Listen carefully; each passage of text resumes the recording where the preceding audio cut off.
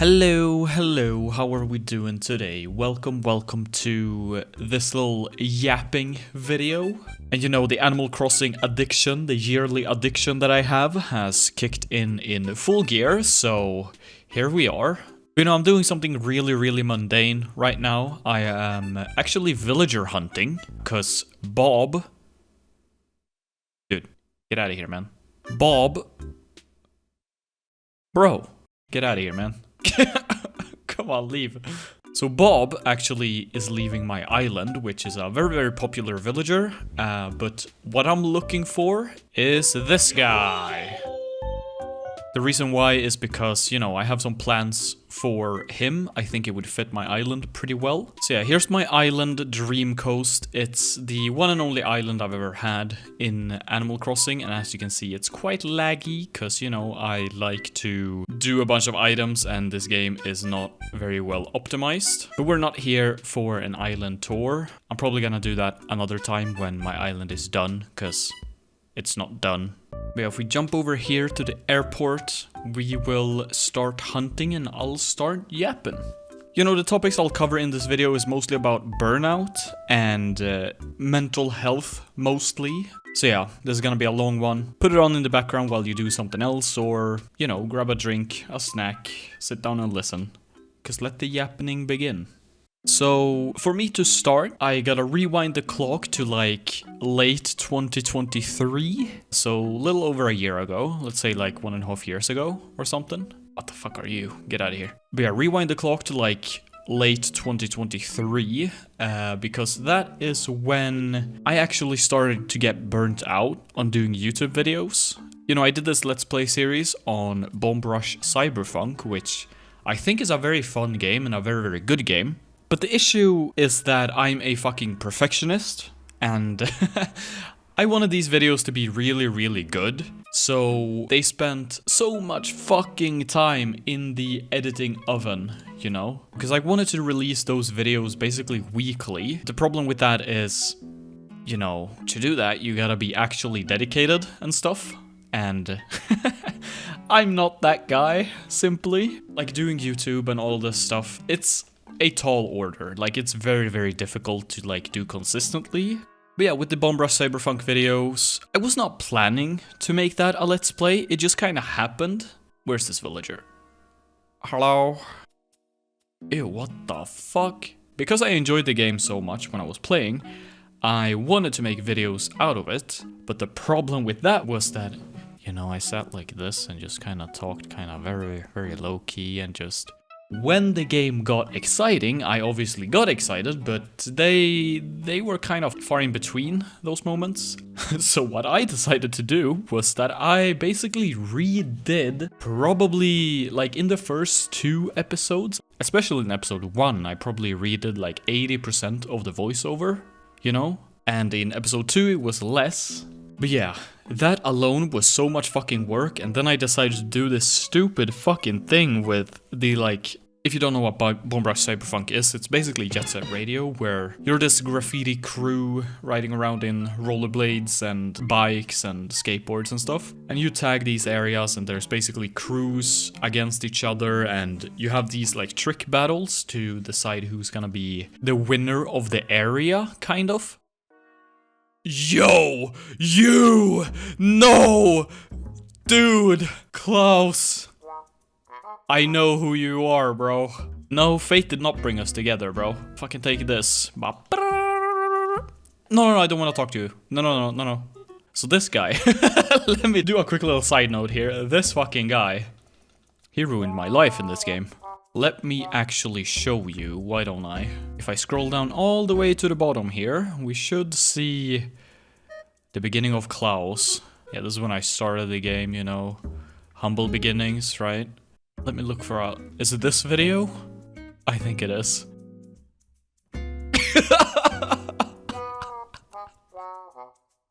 So... This is what I did to Klaus' house, bro. Jesus. Oh my god, that's funny. So yeah, I have some history with this guy. You're not coming to my island.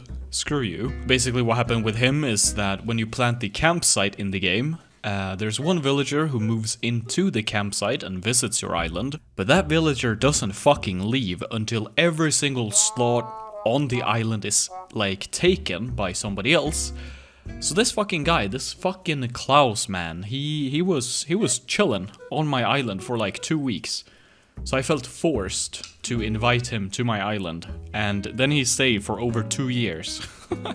And he kept giving me like shit items, you know. Villagers can give you presents and stuff and gifts. What he would do is run after me, and then he would like, yeah, I was thinking about you when I got this item, so here you go, and he gifts me fucking clown costume.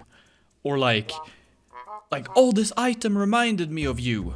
Trash can. You know, shit like that. He did that all the fucking time, and it drove me insane. And yeah, that he kind of like self-invited himself onto the island kind of pissed me off. Okay, that rant is over. Let's go back to Bomb Rush Cyberpunk, the thing I was talking about originally. Right, crew battles in the game. The crews battle to like rule areas in the game, and your goal is to basically beat every crew and go all city, which is ruling every single part of the land, so to speak. Oh, this villager is so cute.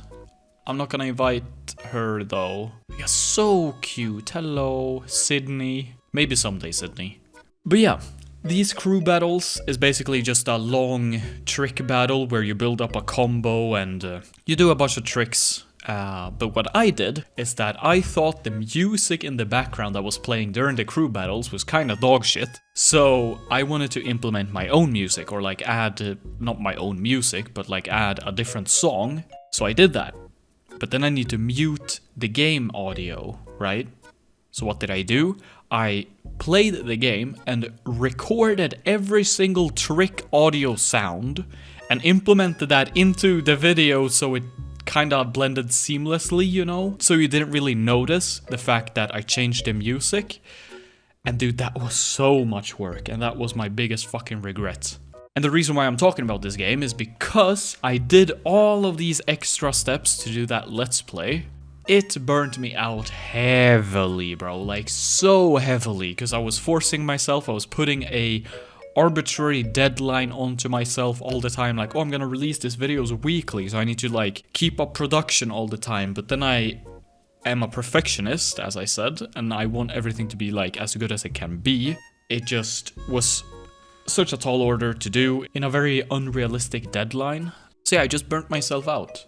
Also, during 2023, because I had a lot of content ideas for 2023, like I wanted to do this grand, super edited, like, Link redesign video in Smash Brothers. Dude, this guy does not look like he should be named Olaf. But yeah, I was making that video because I wanted to release it before Tears of the Kingdom released, you know, to like kind of fit in pretty well in there. But then Tears of the Kingdom released and I was like 30% of the video done, so I decided to cancel it. It was actually really well made. I like saved all the progress and rendered the video that I had. It was like 8 minutes long, but I decided to cancel that video, and I had another video of like my first 50 hours in Street Fighter 6, from humble beginnings to like 50 hours in, and see how much better I got. But I ended up canceling that video too because it was a very fucking big project, and as I said, I started getting burnt out, and I was kind of like, you know, I was hanging on by like a tiny little sliver of a rope. But then Bomb Rush Cyberpunk released, I got burnt out by doing the Let's Play on that, and yeah. Being burnt out of the hobby that I've done for over 10 years now, that had some kind of serious side effects. Hello, who are you? Flip. Okay. What's up, buddy? But yeah, that had some serious side effects because I'm a very creative person. You know, I've done art basically all of my life. I've edited videos for probably over 17 years, but I've had this YouTube channel for 11 years now, basically. But with this hobby, when it shut down, my creative outlet completely escaped me. And that made me really sad. Because, you know, 2024 was also the year where I've had this YouTube channel for over 10 years. And you know, you can only hit 10 years once, and 10 years is that's like a big thing, right? You know, 10 years of doing YouTube, like a lot of people don't do it for that long. But yeah, I was like reaching my 10-year anniversary and I had huge plans, but then I got so heavily burnt out that I couldn't even open my editing software. Because if you're burnt out on something, any hobby really, if it's doing like sports or arts and crafts or anything really, if you're burnt out, you shouldn't keep doing it. You need to take a big fucking break and don't even think about doing your hobby. And for me, that took all of 2024. Because I was burnt out the entire year. I uploaded I think 2 videos in 2024. But then after that, I fell back on being burnt out, you know? So yeah, basically all of my 2024, I was burnt out on doing YouTube and extremely just exhausted. Because I knew my 10-year anniversary would come. I had these huge plans, but I couldn't do the plans because I was burnt out, and it was this endless loop of oh, I want to do this thing, but I can't because I'm burnt out. Oh, I want to do this thing, I can't because I'm burnt out. And it just made me so fucking sad. And I'm a guy who I'm diagnosed with not really depression. It's depression but part-time. Now we're gonna switch topic here to depression. I think depression, every single person who is diagnosed with depression, I think every single case is unique. Some might have similar aspects, right? You can't get out of bed and you can't live a life. You just sit there and you can't really do anything, right? How my depression works is that it comes and goes, right? But it's not just your regular sadness, because yes, you can wake up and just be sad one day, and that's completely normal. For me, it's extremely, heavy. Oh, we found this celestial girl, Ione. But yeah, my depression, it comes and goes, because one day I can have the best day of my fucking life. The next day, I am completely ruined. And that might stay for a day, that might stay for a week, or maybe even a month. I don't know how long this depressive episode will last, but it always disappears after a while. And as I've gotten older, especially into my 20s, it has honestly gotten worse and worse and worse until it culminated into last year in February, where it became the absolute worst. In February of 2024, I was in an extremely heavy depressive episode. Usually, as I said, it might last 2 days, 4 days, a week at most. That's usually at most how long it's lasted. It's fucking you roll the roulette wheel on how long I'm gonna be good and how long it's gonna be bad. But in February, let's say from January, really, I landed in such a depressive episode that I was depressed a majority of the time from January to March, where I would have maybe one good day in 3 weeks. And this kept going and kept going and kept going until I, in February, genuinely became suicidal. Not your typical suicidal, right? I did not want to take my life. I have never wanted to take my own life, and I'm never going to take my own life. But it's it wasn't me who was suicidal, it was my brain that was suicidal. And it was so fucking weird, because imagine it's like when you're blinking. You don't think about it, your brain just does it, right? Same with breathing, you don't think about every breath that you take. Your brain just breathes for you. But yeah, it was like that. It was these suicidal thoughts that I did not want to live anymore. I did not see a purpose my brain, I still saw a purpose in living, but my brain, my subconscious brain did not see a purpose in living, and it wanted to kind of kill itself. It's weird to say, right? Because my conscious brain, I don't want to die. I know life is worth living, and I have so many things that I want to do in life, but my brain still told me it's not worth living anymore, And it was a very, very scary episode because it was like I have a fucking boomerang and I want to throw it away, but it just kept coming back to me every single time. Because I remember the day where this thought entered my head for the first time. I was on the bus on my way into the bigger city that's next to where I live, and this thought just kind of like spawned inside of my head, and I was like, what the fuck am I thinking? I don't want to kill myself, like what the stop thinking that, that's fucking weird. So I stopped thinking that. So I threw away the boomerang, but then it rotated and came right back, and the thought just spawned back into my head, and I was like, yo, okay, stop thinking this, like I don't want to kill myself. But then it came back, and then it came back, and then it came back, and during basically all of February, or no, it was like a period of like 2.5 weeks in February where I had to constantly distract my brain. Like every single second of my day, I needed to be distracted with like watching YouTube videos, watching Instagram Reels, watching something. The second I had a silent moment, the thought came back. And yeah, this was a very, very scary time. But again, I know that I don't want to kill myself. I'm never going to kill myself. But my brain wanted me to kill myself, you know. It's so weird to speak about, and sorry for laughing, but you know, it's just sounds absurd when I'm saying it. Dude, you look like a fucking South Park character. Like a South Park hippie character. Okay. But yeah, that was basically all of my February. It was struggling with these thoughts, and you know, I've been speaking to like what do you call that in English? A curator? Basically kind of ish a therapist, right?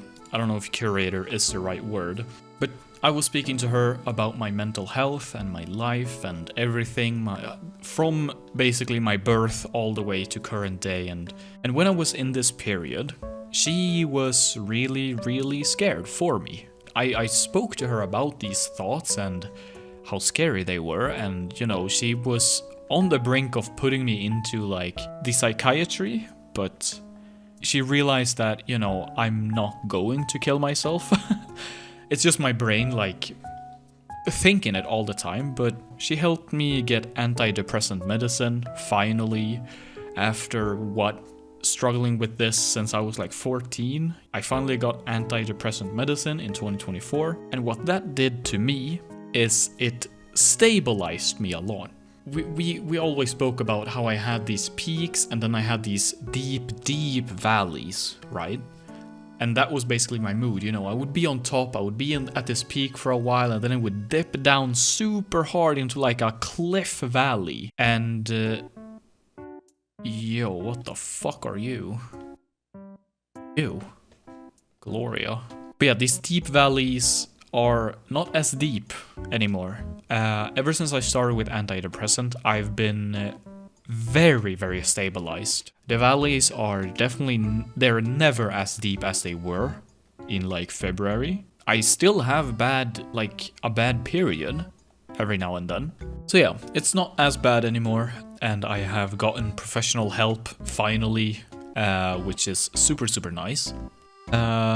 Let me see my notes here, because you know, I'm just yapping on top of my head. I wrote a couple of key points in like a notepad so I don't stray way too far off and just ramble. But yeah, I got help, I got antidepressant, and I was feeling better, but my burnout was still going on. You know, as I said, it was basically throughout all of 2024.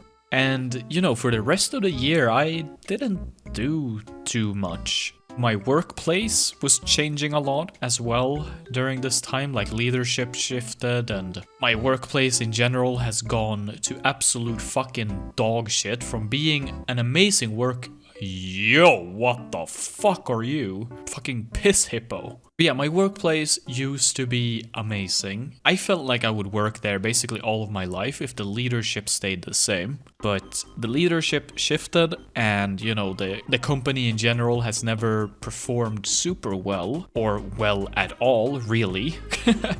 And the old owner of the company came back to like steer the ship, and I hated him when he used to steer the ship back then. So when he came back, it was really just a huge like punch in the gut for me. But yeah, I'm still working at this company. I'm trying to find a new job because, you know, I don't want to work somewhere where I'm not appreciated and I don't want to like spend my time there. Oh, hello, you're pretty cool, Spike. I kind of lost where I was in this story, but work sucks currently, and that has also affected me a lot mentally. Basically what I've done is that I've made work into my life, and that is extremely unhealthy to do, because, you know, I don't do very much outside of work. So when the leadership shifted, or when the leadership changed and my workplace became worse, that affected my life quality as well. Because again, I made work into my life. But it's not like that anymore. What I did, because I was so burnt out like mentally at work, I actually took sick leave, or I like decreased my work hours every week. So I'm working 50% currently, and I have been working 50% for 4 months. And this has helped so much, just mentally with my energy, you know? And it has helped a lot because, you know, I've had a lot more time to collect myself and actually like recharge my batteries. And that made me finally break out of this horrendous burnout that I had with YouTube. And that has also increased like my life quality, because now I can come home and actually do something that I enjoy doing. A creative outlet is back in my life that I can just pour my energy and time into. So like I started the Minecraft Let's Play that I'm currently doing. I feel like when you're creative, you need somewhere to put this creativity into. I feel, at least, that creativity is... I kind of visualize it similarly to sadness. How I visualize sadness is that I see it kind of like a bucket. This big bucket that has a faucet on top that is always leaking. If you never empty this bucket at all, it will eventually like start to kind of overflow, and if you then empty it, it will be this great flood, right? And your sadness will be so much fucking stronger. But if you empty it every now and then, and you maybe cry every once in a while and actually feel sadness, that's a lot more healthy. Because, you know, the feeling of sadness won't be as devastating if you cry more often, right? I lost the thread again. Why was I talking about sadness? Yo, look at this chill guy. What the fuck? Huck. What the fuck? Look at his fucking mouth. Okay.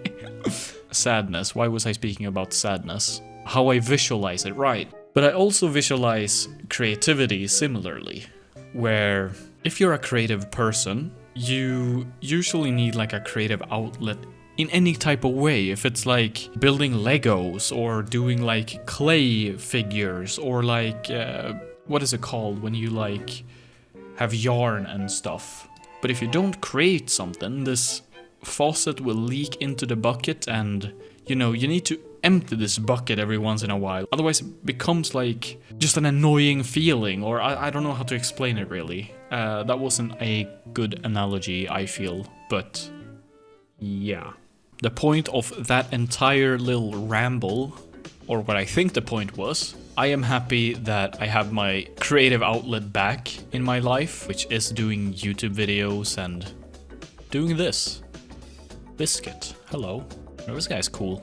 I like him. But I'm looking for Kabuki, or whatever his name is. Kabuki. But yeah, enough about the past, I guess. What about today? How am I doing today and right now? Well, currently I would say I am doing probably the best I have done mentally in like 5 years maybe. Because I feel very, very happy. And I have been feeling very, very happy for a very long time now. And I think that's due to, you know, my antidepressant medicine and stuff like that, that I've actually finally gotten the help that I've needed for all of these years. My like mental state and mental well-being is in a very, very good place right now. So yeah, I'm doing very, very well currently. Yo, what the hell? Boone. My name's Boone. What's yours? He has booty cheeks. Okay. I've been recording for around 50 minutes right now, and I have now run out of things on my notepad. Or I know something I can talk about. It's the fucking Nintendo Switch 2, boys. Nintendo Switch 2. How are we feeling about that? I'm actually really, really excited for it. I know the reveal has been kind of controversial. A lot of people have a lot of different opinions on it. But I'm personally, you know, I'm very stable income-wise. So, you know, I have already pre-ordered the Nintendo Switch 2.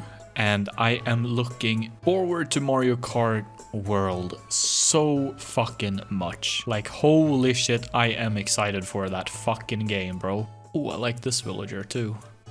Julia. But yeah, I'm so fucking excited for the Nintendo Switch 2. It's releasing in little over a month. My excitement is unmeasurable. The new Mario Kart looks fucking fire, I think. A lot of people have different opinions about that too. Like, I am very excited about Mario Kart. You know, I've been playing Mario Kart 8 for 11 fucking years. Okay? I bought it on release for the Nintendo Wii U. Okay? That was 2014. By the way, I bought the fucking deluxe edition, so I have like a Mario Kart 8 blue shell on my shelf behind me. And you know, then it re-released for the Nintendo Switch, and they added DLC and stuff, which has been good, or kind of good, you know. They doubled the amount of tracks in the game, so like from 48 to 96, which is a good improvement. It's good DLC, you know, and we got like 8 new characters or something. But, you know, the quality of the tracks I don't think was the greatest. They had some really good tracks though, which I heavily enjoyed, but most of them I think were kind of just meh. But overall, it was a pretty good DLC, and Mario Kart 8 has way overstayed its fucking welcome. Hello, are you Snake? No, you're Sly. Right. Hello, Sly. But yeah, I think Mario Kart 8 has very much overstayed its welcome. You know, it's a good game, but 11 years, like, that's fucking crazy. And speaking of Mario Kart 8, actually, 3 years ago, I made a video where I ranked all the Mario Kart 8 character tricks. And I'm actually currently working on a sequel where I'm gonna rank all the DLC character tricks as well. Because, you know, this was also one of the videos that I had basically finished almost, but then I was so heavily burnt out that I decided to eventually delete it. Because, you know, I wasn't really interested in the video. I don't think it would have performed at all, even though I don't really care about performance on videos. I don't know, I basically just deleted the entire video because I had recorded everything. I just needed to make voiceover over every single trick and rate everything. And basically, I had started editing a little bit, but then the great Burnout hit, and I was cooked. So that was also one of the cancelled videos. What the fuck, Gaily? Okay, weird name. But that was also in the list of cancelled videos that I never released. But I'm reviving that project and I'm still working on it currently. It's not finished, but it will release probably after this video, I think. But yeah, going back to the Switch 2, I, again, am very, very excited for the console. The Nintendo Switch is, hands down, my favorite console probably ever made. The fact that it's handheld as well as, you know, a stationary console just adds so much value to the product, I think. The only thing that's a little bit bad about the console is the power of it. Dude, didn't I see you at the start? The fucking goats in this game, bro. They are creepy. But in my opinion, the Nintendo Switch is well deserved of a proper, powerful sequel. You know, a lot of people do comparisons of Nintendo Wii and the Wii U, because that was a sequel of the Wii. They tried to like innovate the Wii a little bit, you know, push what the Wii formula made to the next level with the gamepad and stuff. And that console failed miserably, right? But what I think the Switch does a lot better is that it's not branding itself similarly to how the Wii U branded itself to the Wii. Yo, who are you? Vic. Hello. But the thing that the Wii U, or not the Wii U, that the Switch 2 does, it's that it adds the fucking 2. It follows the same formula, you know, like PlayStation has had. You know, it had PlayStation 2, 3, 4, and 5. So people know that this is a new console. It's not like an add-on or like a Switch Pro. This is like a completely new thing. And I've heard that like in America, basically the Switch 2 pre-orders are empty everywhere, which is a very, very good sign. Because, you know, I was a little bit worried because the price of the Switch 2 is so much higher than it was for the regular Switch. And then the games costing $80. You know, the new Mario Kart cost $80. Why? We don't really know. I personally don't think it's worth $80, but I'm going to pay the $80 because I love Mario Kart. You know, I've been playing Mario Kart 8 for 11 years. Not consistently, but still I've owned this one Mario Kart game for 11 years. And what we have seen of Mario Kart World, it looks really fucking fun. Oh, damn them booty cheeks. Caesar, hello. But yeah, to put it simply, I'm really fucking excited for the Nintendo Switch 2. And, you know, the console being so much stronger than the regular Switch has me so fucking excited for the future of Nintendo games. And like, because Nintendo have always had these weak dog shit consoles, right? They've been so much power behind everybody else. Don't get me wrong, they're still behind like Xbox and PlayStation. The power is like similar to like a PlayStation 4 from what I've heard. And if you look at the games that the PlayStation 4 had, you know, they look fucking phenomenal. I think people like kind of undermine how powerful it really was, because if you look at, you know, PlayStation 4 compared to PlayStation 5, the graphical fidelity, or whatever it's called, the graphics aren't that much better. Or I guess if you like look at Astro Bot, that pushes the PlayStation 5 to its fucking limits, that looks great and is not possible on a PlayStation 4 due to all the physics and all of the shit that they throw on the screen. But just that Nintendo is finally investing in power has me so excited, because ever since the Wii U, I've wanted Nintendo to like actually like invest in a powerful console, which they have. They don't have the same creative limitations that they've always had before.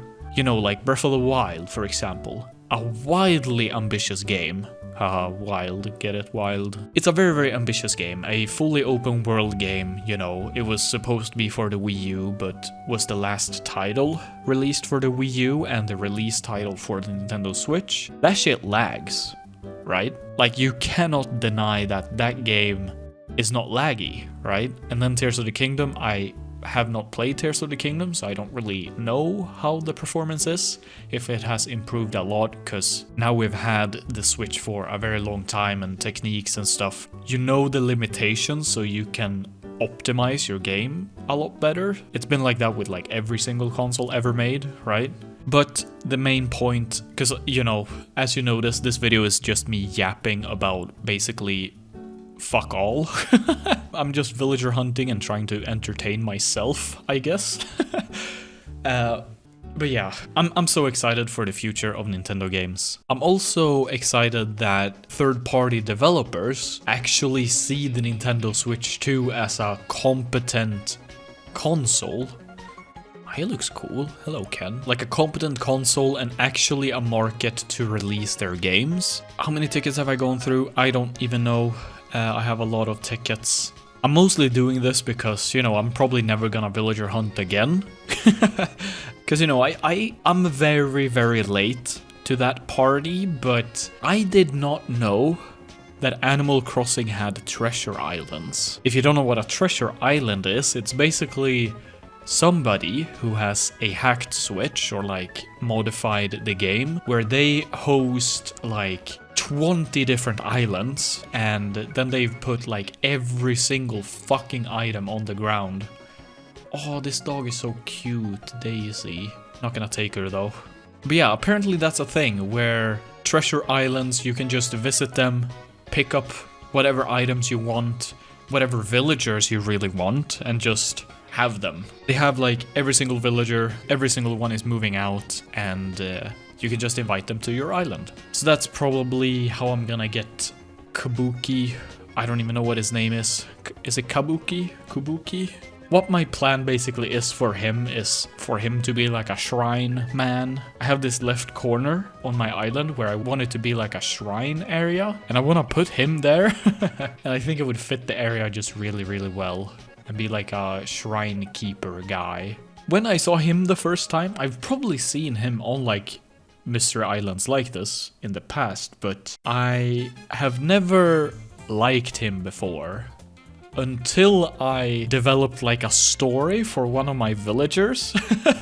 Okay, this is a kind of weird thing that Animal Crossing players will understand, I think. You can see the top left corner is like kind of empty, and that I want that to be like a shrine area. But you know, Animal Crossing villagers, they're very blank. They don't really have personality, they don't really have a story, they don't really have anything going for them. They're just like a visual thing that says the same lines over and over and over and over and over again, right? Because that's like the biggest negative thing about Animal Crossing New Horizons, in my opinion.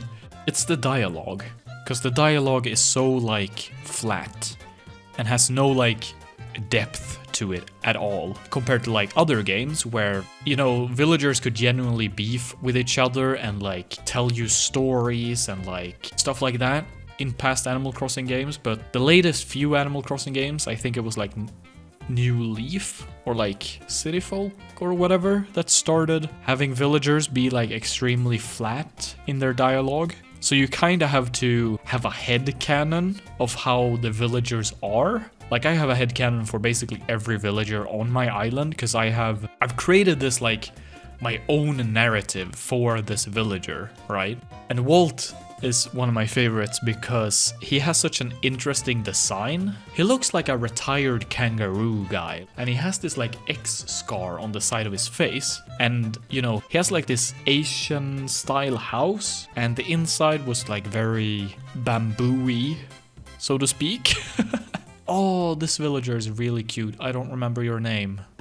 Mary, yeah, with the double chin and all. She's so fucking cute. Bye bye, Mary. But yeah, Walt, he has this like scar on the side of his face, so the story I made for him is that the reason why he's on my island, why he did the whole island escape package from like Tom Nook, for me, Walt is a retired like samurai man. Because you know, the reason why I gave up Bob is because he was such a like nothing burger of a villager to me. Like this is his yard. He has a little cat, seat, bed, and he has a hammock. That's it. For example, Weber and Bob shared the same personality type, which is a lazy villager. So they had basically the same dialogue, but because Weber was first, you know, they speak about snacks and sleeping and chilling, and then bugs as well. They are very like heavy into bugs. So what I made Weber into is like a bug collector guy. You know, he has like this termite mound. He has a bug cage over here. You know, he lives a little bit like foresty area. He became like the bug kid, but then Bob had the exact same personality, and I didn't really know what like I was gonna make him into, so he just became a nothing burger of a villager. Let's go to Walt over here. Where are you, Walt? Where did you go? Walt, hello? Like up here, maybe? Walt, where did you go? He is nowhere to be found. But basically, the villagers in this game, you gotta put your own little spin on the characters. For example, here's where Cell lives. And for me, Cell is like a bar guy, you know, he has this little bar here. This is really poorly made. I made this a really long time ago. He's like the barkeeper type of guy, and here we have Robin's house, and she's like the chill spa lady. And then again for Walt, I made his story into being like a retired war samurai man, where he's like off the battlefield and he's trying to find his peace. And what I'm gonna make his area into, here he is. No, that's Weber. Dude, where the fuck did this guy go? But basically what I'm gonna make his area into is like a farm area, because you know, he's retired, put his sword on the shelf, he's done with war, so he's just like, he's basically doing the story of Vinland Saga, if you have watched that anime, where it's like war all the time and then farm, you know? And the reason why I spoke about Walt and his story on my island is because he's like the, you know, the war guy, and Kabuki, they're like connected in my headcanon, where Kabuki is gonna be this like shrine guy, and Walt and him are basically best friends and stuff. Enough about Walt, I'm gonna keep looking for Kabuki. I summon Kabuki to my island. Lolly! Yeah, she's very, very cute and a very, very popular villager, but not on my island. Bye-bye. Wait, I think the issue might be my outfit. Let's go and change that real quick. Long before time. Yeah, we gotta rock this. This is our look. This is our Kabuki hunting gear. So what else do we have? What else can we talk a little bit about? Ooh, I know what I can talk about. So, you know, I moved out of my dad's house 2022. So it's been 3 years, almost. And you know, ever since then, I've wanted to buy a new TV. Because the TV I owned was from like 2012 or something like that. It had no smart functions, no Netflix, no streaming service at all. Again, 2012, before all of that stuff was implemented into the TV itself, right? Who do we have over here? Dizzy. Ever since I moved out, I wanted to buy a new TV. And why haven't I done so? Well, I have this issue. I don't know what it is. It's some type of fucking mental block issue. When I want to get something, I don't get it. I wait so long to get the things I actually want to get. And I don't know what it is. I think it has to do a lot with my upbringing, because I was not allowed to really spend my own money. You know, the money I would get when it was my birthday, or when it was like Christmas and stuff that I got from my grandparents. I was not really allowed, or I guess I was kind of scared to spend it, because, you know, my dad heavily preferred if I saved it. But you know, what the fuck am I saving the money for if I'm not gonna buy anything, right? So I'm trying my best to actually get out of that mindset currently. What the fuck? Why do you have a helmet? Puck. But yeah, I'm trying to get out of that mindset, and you know, I finally bought a TV after like 2.5 years of living in this apartment without a TV. And I've been watching a lot of shows and a lot of movies that what the fuck? How did I go to work? I did not mean to go here. I was not paying attention at all. What was I talking about? TV, right. Yes, I've been watching a lot of movies that I have wanted to watch for a really long time, but I just haven't done so because I don't want to sit at my computer and watch a movie. I think that is just really fucking uncomfortable. But recently I watched the Lord of the Rings trilogy for the first time. I watched it last weekend actually. Or I guess it will be probably 2+ weeks ago when this video releases. And that shit was really good. You know, I had seen the first and the second movie when I was younger. And I had seen some parts of them in the past, because I did remember a decent amount from the second or the first movie, and quite a lot from the second movie actually. But the third movie I had never seen in my life. I'd obviously seen like clips and stuff here and there, but I had never like sat down and actually watched through the trilogy. I watched it on, like, because it's available on Prime Video, so I watched it there, and apparently they don't have the extended editions, so a couple of scenes were missing. For example, slight spoilers, I guess. Fucking, what's his name? The white wizard guy. Fuck is his name? It's Saruman or something. Saruman.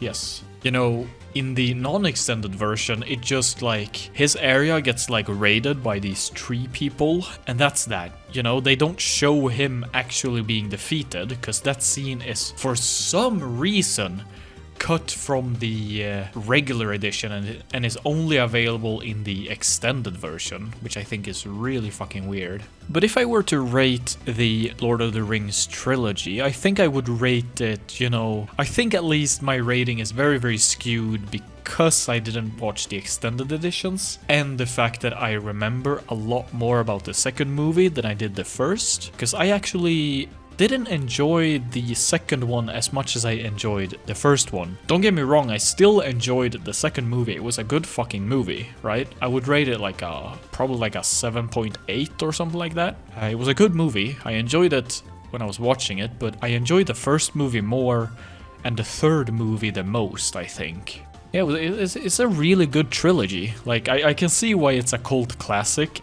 But yeah, call me uncultured, but like, for example, the Star Wars movies. I have seen Star Wars, don't get me wrong. Yo, Eugene, what's up, man? I have watched a lot of the Star Wars movies when they went on TV, but I've not seen the newer Star Wars movies at all. But that's like a series I would like to revisit and like just binge watch all of the movies to see what I think about them. But the next series that I'm gonna watch, a series of movies, is actually Harry Potter. Because there we have movies that I have basically never watched. In recent time, I have watched the first movie, that was like 4 years ago or something. And I watched the one where Voldemort becomes revived or something. I watched that with my sister, I believe last winter or something. Oh, Shino, hello. Oh, I like Shino, bro. No, I want Kabuki. I want Kabuki. But yeah, my sister is very heavy into Harry Potter, because I do want to watch all of the Harry Potter movies, and then I want to play Hogwarts Legacy. I want to play through that maybe once or twice, I don't know. Depends on how much I enjoy the game, obviously. And then I want to watch the, I believe they are prequels, the like newer Harry Potter movies. Because yeah, those are movies that I have never really watched, because I never really got into them when I was younger, when they were releasing. But they have like kind of the same status as like fucking Lord of the Rings and Star Wars, where it's like this cult classic, you know, that I've always just never watched. So that is next on my movie list, I think. Oh my god, brother. Fuck, I really want this villager on my island. This is one of my favorite villagers of all time. I don't know how to say his name. Because the first Animal Crossing game I ever played was Pocket Camp, actually. And I know that's not really counted as an Animal Crossing game. It's more like, I don't know what you call it. But this guy was on my, like, campsite. I fucking loved him. Alright, I'm out of here.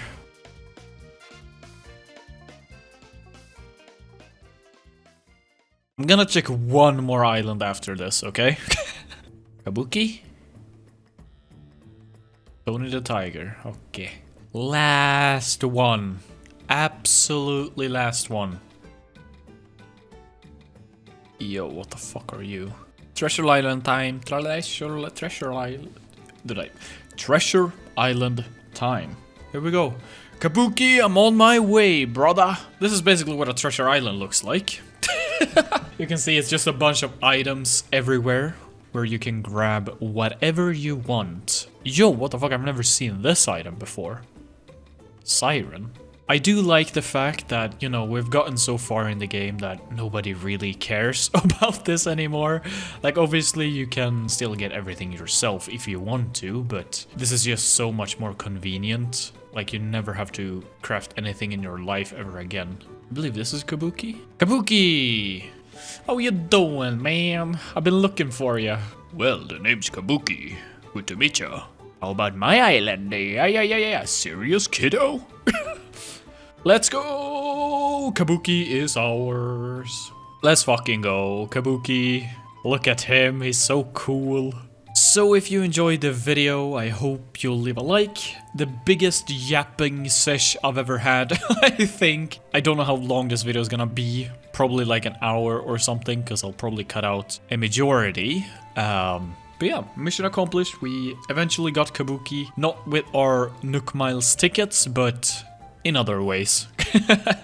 So yeah, thank you so much for watching, and I'll see you guys next time. Take care, and bye-bye.